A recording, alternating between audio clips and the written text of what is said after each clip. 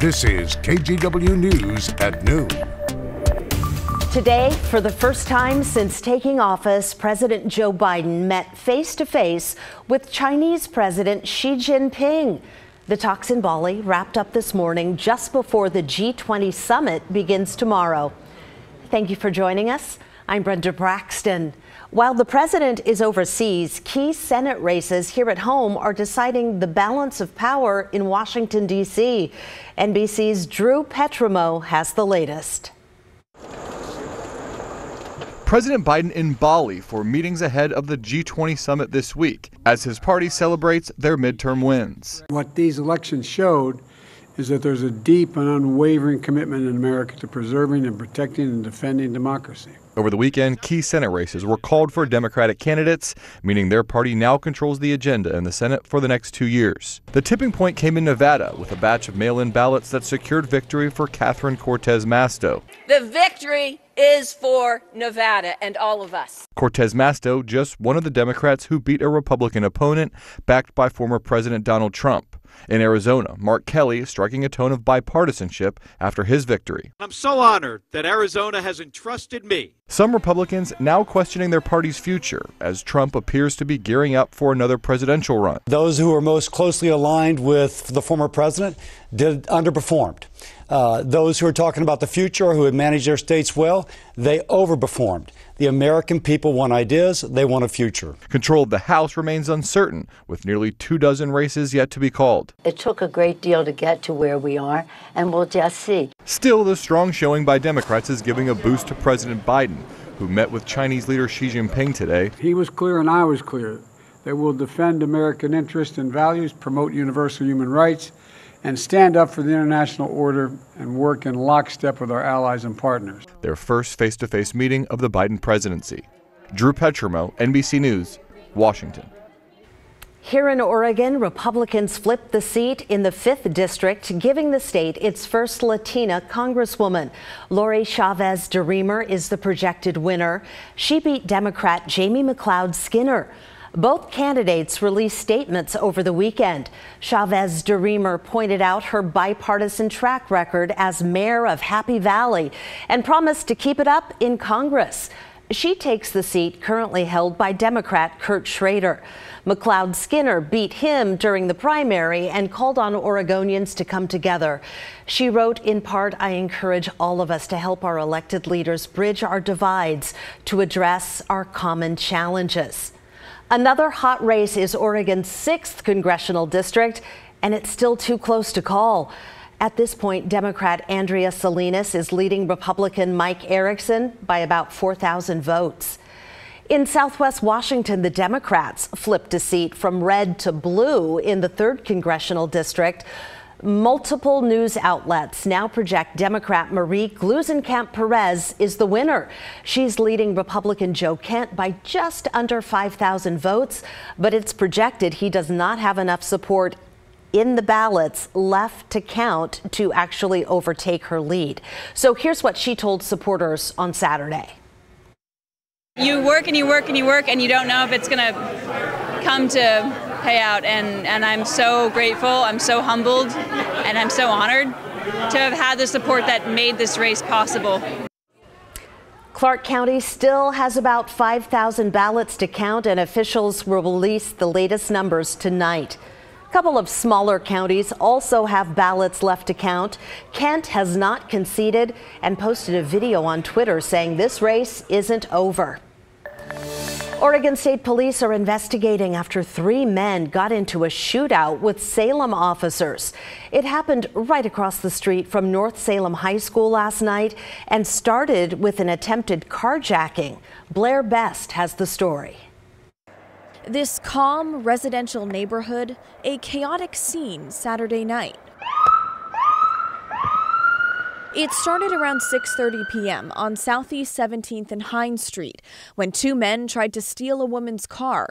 As police were investigating, they found a previously stolen vehicle several blocks away on Northeast 18th and Center Street. When police tried to stop that car, the driver sped off. 3 men were in the car. They eventually stopped on the corner of Northeast 14th and B Street and ran from police on foot. It was around 7 p.m. when Salem police chased after them, and that's when the suspects and police started shooting at each other. There have been no reported injuries. During the shooting, there was a school play and a cheerleading competition happening right across the street. It's kind of frightening. Yeah. Teresa Shelley's 14-year-old granddaughter was in the high school play. And then my daughter and son-in-law were there watching it, and just worried it's, something going on there. She lives nearby and walks through the neighborhood every day. Maybe I should be carrying pepper spray or something. After the shooting, police took 2 of the suspects into custody, but couldn't find the 3rd man right away, even after using a canine to search. They also took a handgun from the scene. That's frightening. This is basically a good neighborhood, really, but there are things that happen, Now, these spray-painted marks left by police, a stark reminder for people like Shelley that no neighborhood is immune to the rise in crime that's becoming a theme in larger cities like Salem. Just makes me sad. Yeah. Oregon State Police are now investigating, and the officer involved in the shooting has been placed on administrative leave. In Salem, Blair Best, KGW News. Well, it's been happening in the Portland metro area for years. Sky-high housing prices. The Portland Business Journal conducted a survey showing you need to make a minimum of 6 figures a year to buy a house here. Let's take a closer look at the numbers. You need to earn $135,000 to get into a home in Beaverton, $212,000 for Northwest Portland, $107,000 for Southeast, and $167,000 for Southwest Portland. Over in Lake Oswego, the median income is $237,000, and an affordable mortgage is considered spending no more than 30% of your monthly income.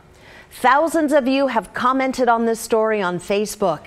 Jared says he's not surprised with inflation and higher interest rates, but he says Portland is still first on the list of prominent West Coast cities when it comes to affordability. He says Seattle, the Bay Area, and Southern California are much more unaffordable. And then Debbie also weighing in, saying so sad that owning a home isn't likely for most that don't already have one. You can join the conversation too. Just go to our KGW Facebook page. All right, let's head up to the Cascades. Wow, what a pretty view. That is live from Timberline Lodge, the sky cam up there. It was a really big weekend with the resort opening 2 lifts. But this morning, officials announced conditions are not holding up, so they have to suspend ski operations, at least for the time being. They say they look forward to having people back on the mountain as soon as possible, but right now they need more snow. So Rod, Timberline is eyeing the forecast, and they're hoping for snow later next week. What do you think? Well, I will tell you that starting next Monday, that's our next likelihood of moisture coming in, and much of next week leading up through Thanksgiving Day looks to be pretty wet. But latest models this morning showing going into Thursday, Thanksgiving Day, could be all rain at 7,000 feet, at least for a while. So that's still uncertain. You know, we always dream about having some lifts open for Thanksgiving weekend. Still too early to call right now if that's going to happen or not. I do want to point out, since we're talking about the high country, with all the sunshine, past road conditions are fine. It's 40 degrees right now at Government Camp. That's nice and clean. And Santiam is cold at 26, but the highway looks to be in pretty good shape. It is, for most of us, a sunny, very nice day, minus east winds blowing. This is Chinook Winds Casino Resort camera in Lincoln City. It's 54 in Lincoln City right now. Some of the modeling was pushing coast temperatures either today or tomorrow close to 60. I mean, it's mid-50s right now. That's pretty nice at the beach. Here's the east side. This is a camera right off of Powell. In the car lot there at Gresham Subaru, they are getting east winds picking up. Gresham back into Troutdale, Camas, Washougal on the other side of the river. Now reporting winds gusting to about 33, 35 miles per hour. Sustained winds at Troutdale are at 22. So part of our big story is the east winds are coming to life, and they will be filtrating through and becoming more noticeable throughout much of the valley as we roll through this afternoon. We're at 53 right now. I don't think we're going to go much warmer. It'll be down into the 40s once the sun pops down quickly tonight. I have us at 43 at 8 o'clock. And Brenda, we'll talk more about the east winds coming up, but Crown Point all the way up to 55 mile per hour winds right now out in the gorge. Back to you. All right, it is blowing. Thank you, sir.